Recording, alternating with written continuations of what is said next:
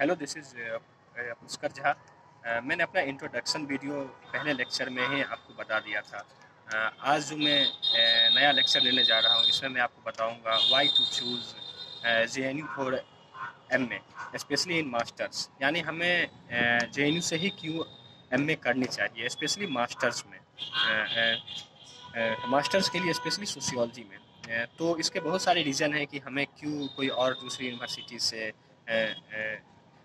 MA करने के बजाय JNU से ही सोशियोलॉजी करनी चाहिए। सबसे पहली बात तो ये है कि JNU की जो रैंकिंग है NIRF, जो कि इंडिया की जो गवर्नमेंट उसे पब्लिश करती है NIRF, उसमें इसकी रैंकिंग ऑल इंडिया सेकेंड है। तो ऑलरेडी ये मास्टर्स के लिए, खासकर ह्यूमैनिटीज़ सब्जेक्ट के लिए नंबर 1 पे आती है, क्योंकि NIRF में आप देखिएगा तो पहले नंबर पे IISc बेंगलोर आती है, जो कि साइंस के लिए जानी जाती है। यानी ह्यूमैनिटीज़ में JNU नंबर 1 पे है। और JNU के जो कुछ खासियत हैं वो भी मैं आपको वन बाय वन गिनाते जाऊंगा। हालांकि एक लेक्चर में ये संभव नहीं है JNU के बारे में सब बताना, फिर भी मैं इसके कुछ बुलेट्स जो पॉइंट है मैं वो आपको बता दूंगा। सबसे पहली बात तो ये है कि आजकल जो न्यूज़ आ रही है JNU के बारे में, वो सच में JNU को डिस्क्राइब नहीं करता है। JNU इससे कहीं ज़्यादा ऊपर है। हाँ, ये बात अलग है कि हर शिक्षण संस्थान में कुछ बुराई भी होती है, अच्छाई के साथ साथ, लेकिन सिर्फ अगर उसी को आप फोकस करेंगे तो वो कहीं ना कहीं बायस्ड भी हो जाएगा। तो मैं आज आने जा रहा हूँ कि इसके जो पॉजिटिव साइड हैं उसे मैं आपको बताऊँगा। सबसे इसमें इम्पॉर्टेंट एक बात ये है कि आप किसी भी यूनिवर्सिटी में अगर आप जाते हैं तो वहाँ आप देखेंगे कि एक फॉर्मल रिलेशन बन जाता है टीचर स्टूडेंट के बीच में, फैकल्टी स्टूडेंट के बीच में। लेकिन यहाँ पे बिल्कुल इनफॉर्मल डिस्कशन होती है। यानी अगर आप किसी शिक्षक से बात करना चाहते हैं तो they will provide you the freedom to speak whatever you want. तो ये आपको राइट टू एक्सप्रेस का भी एक अच्छा आपको जरिया देगा JNU, और एक अच्छा प्लेटफॉर्म देगा। और दूसरी बात ये है कि वहाँ का एक ढाबा कल्चर है, जिसके बारे में मैं जब अपना ग्रेजुएशन कर रहा था तो बहुत मैंने सुना था। और ये ढाबा कल्चर आपको नाम से लगा कि यहाँ लोग जा करके बस राजनीतिक बातें ही करते होंगे, नहीं। वहाँ राजनीतिक बातें होती हैं लेकिन बहुत इंटेलेक्चुअल लेवल पे होती है। ये ये बातें आपको शायद कहीं और दूसरी यूनिवर्सिटी में ना मिल सके। और अभी एक रिसेंटली प्रधानमंत्री ने एक प्रोग्राम अपना JNU में किया था, तो वहाँ भी ढाबा कल्चर का बात बताया था। वहाँ पे बहुत इंटेलेक्चुअल बातें होती हैं। और JNU जो है ट्रू सेंस में एक लिबरल यूनिवर्सिटी है, जहाँ पे आप कोई भी बातों को रख सकते हैं, जहाँ पे आपको कोई चीज़ कपड़े पहनने पे या फिर कोई खास तरीके की बात करने पे पाबंदी नहीं होती है, क्योंकि आपको वहाँ पे एक एडल्ट की तरह से ट्रीट किया जाता है। वहाँ आपको एक यानी कि माइनर की तरह ट्रीट नहीं किया जाएगा, और आप अपने बातों को निष्पक्ष ढंग से बिना किसी दबाव में आए आप वहाँ पे अपनी बातों को रख सकते हैं। और वहाँ का एक इलेक्शन कल्चर के बारे में भी मैं आपको बताना चाहूँगा। वहाँ पे जो इलेक्शन का कल्चर है वो बहुत ही ज़्यादा वाइब्रेंट है।